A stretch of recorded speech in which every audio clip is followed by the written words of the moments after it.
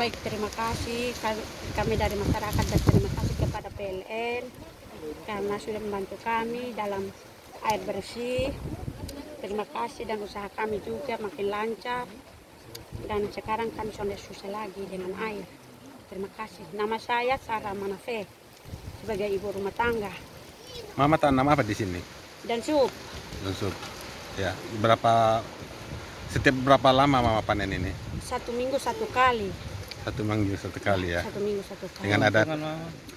Dengan ada PLN ini berarti Mama sangat terbantu. Ya, dengan PLN ini kami sangat membantu. Oke. Mungkin teman-teman bertanya. Mama, Ya. Apa yang Mama mau sampaikan ke pihak PLN lebih jelas lagi, Mama? Terima kasih kepada PLN sudah membantu kami sangat bangga dan kami sangat terima kasih. Apa yang PLN bantu buat Mama? Air minum dengan bibit. Ya. Iya. Oke.